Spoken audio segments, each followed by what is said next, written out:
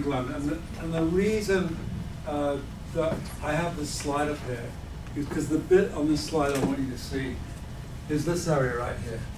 And I want you to see where it is. I want you to feel it on yourselves.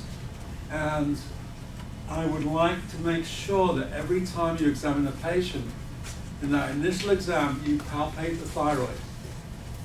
Remember, when an organ gets stressed, it responds to the stress, right? We talked about earlier natural tissue antibodies, where we get an abnormal amount of growth in a tissue or an organ, and we create antibodies to that, okay? When you have a liver that is creating a polyp, or an enlarged intestine that's creating a polyp, we're getting stress. That's all it is. Now, for that stress to become cancerous, it can continue getting stress. Because what happens in the body when things fail? We get a situation in the body, and all of us face this because we're not built to last. We've got this lifespan of 80 or so years. Some of us will crank it into the 90s, some of us will pop off in our 70s. And we have these cells with a nucleus that reproduce. And if we're stressed enough, I'll stand over here so you can see me over here too. If we're stressed enough, they will reproduce and they'll become dysplastic. Dysplasia. Commonly, we'll see it in the esophagus, we'll see it in the cervical uterine areas when tissues get stressed. We see it all over in the body. And the next step to that is neoplasm, where we get something that doesn't look like a cell at all. And that's neoplasm, and that's cancer. But you have to remember that this is a two-way street. Cells get stressed all the time, and they want to tend towards this. The body will try and heal itself. It continues to get stressed, it's going to go this way. Okay? The same thing is happening with a polyp, whether it's on a thyroid, whether it's on a liver, whether it's on a colon. It just means they're stressed. So when you take a body to pieces, it's had a good long life, and you guys who dissected bodies will remember this, you pull out a kidney and you've got some little lumps on it. Great, person had a long life, right? If you live long enough, you're gonna modify things.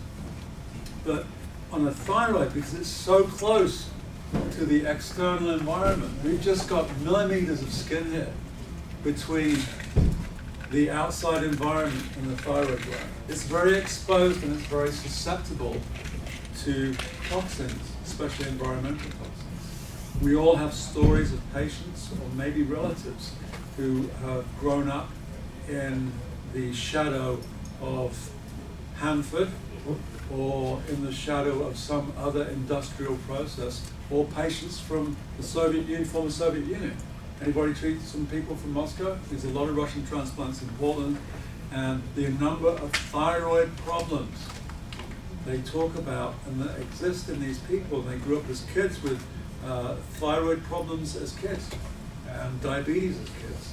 And they're not necessarily close to Chernobyl, which was the big meltdown in '86. But those toxins and toxic environments, the thyroid is very susceptible. And up until recently, the standard in medical care was to image or biopsy any thyroid nodules. Now that's changed in the last 2 years because most thyroid nodules are benign. The fact is that a lot of them exist and they're very tender. And so to get a good idea of the status of the thyroid health of the patient, palpate the thyroid. It'll be tender, it'll be sore, just like a sore muscle. So when they're supine, lying on their back, you can just palpate the thyroid. And don't do it like this, because that's not very comfortable. You know, you're choking, right?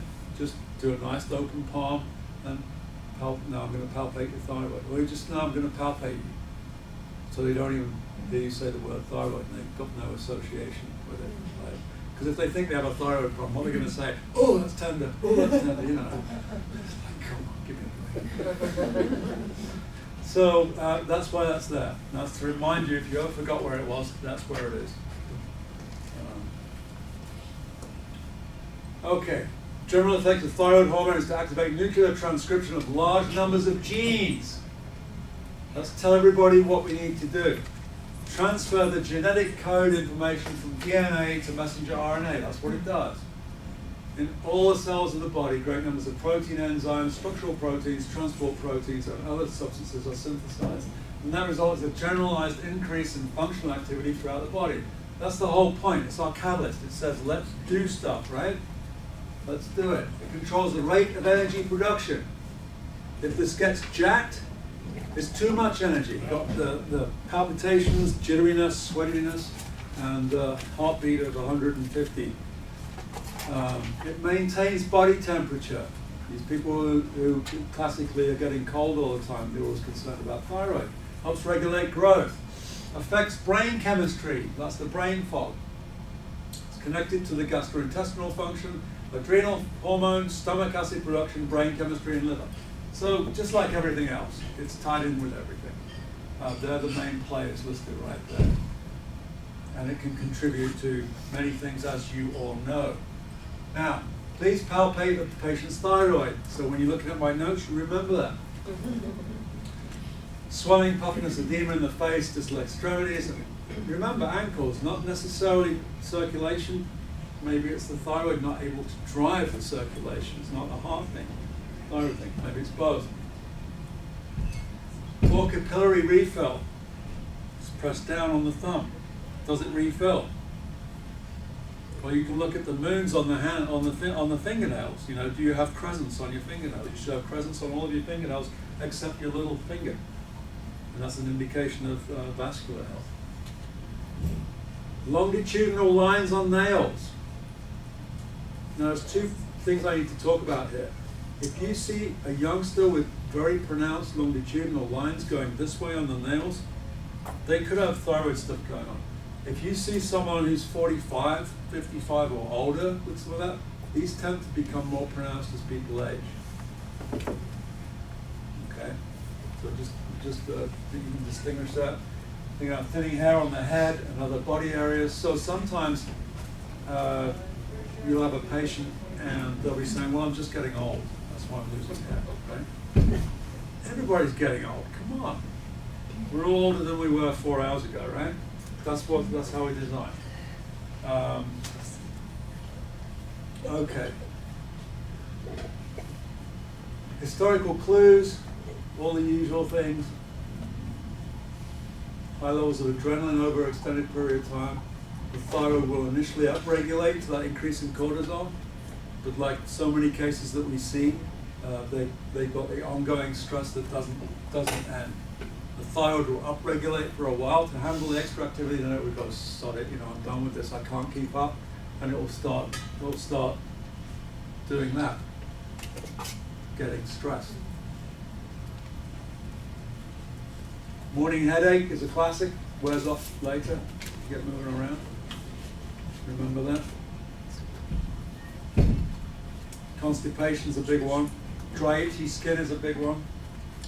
Female is also a big one. There's a massive 75% of thyroid cases are women, not so much guys. We don't know why that is. Some ideas, nothing concrete. How do you support it?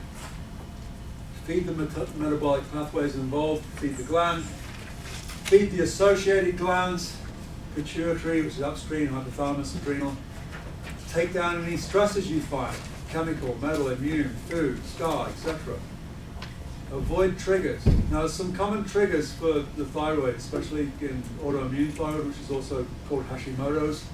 Hashimoto is the name of the doctor that coined the term autoimmune thyroid. He said it's antibodies from the immune system attacking the thyroid. His name was Dr. Hashimoto. As a result, it was 1915. What are they going to do? They're going to put his name on it. So that's where Hashimoto's come from. But gluten mimics thyroid tissue in Hashimoto. So somebody has a great big sandwich and they don't feel so good afterwards. Very common. They'll have mental fog afterwards. We're going to talk about that a little bit later today. Now, chlorine and bromine in swimming pools, very, very common. These will substitute for the iodine because they're also halogens, remember? And those in your periodic table all the way on the right hand side. So these will just substitute very easily. So you see a lot of chlorine stress, and bromine is similar because they put a lot of bromine in hot tubs also. Now more swimming pools are putting saline in there these days, so the chlorine concentrations are decreasing in our swimming pools, generally speaking, in most places, because people are having problems with high levels of chlorine, so there's a lot of salt water going in there too. That's a good thing. Lifestyle change is critical, and medication modulation is also critical. We're going to see some cases where we're taking down thyroid stimulating hormone. When we've got very high thyroid stimulating hormone levels, we may need some medication to assist and co-treat with medications until we're at a point where we can do that. We've also got to feed the digestion, the liver, the circulatory, the neuromusculoskeletal, and don't forget your musculoskeletal stuff. Manual medicine, the C4, C5 nerve works the thyroid. So let's check C5. Who doesn't have a joint restriction in C5? A lot of people do. So let's work it. And don't forget those brain descending inhibitory pathways. You might need to write that in. I don't think I put that in your note packet, or it made your note packet there.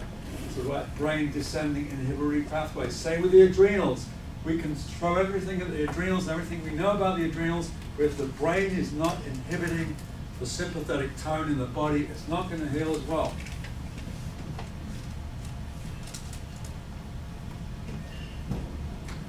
And we talked about digestion. Remember the bile acids, so going back to the bile here. The bile acids on the whiteboard here, these guys will activate the receptors, which increases the thyroid activity in muscle and brown adipose tissue, which helps with weight loss.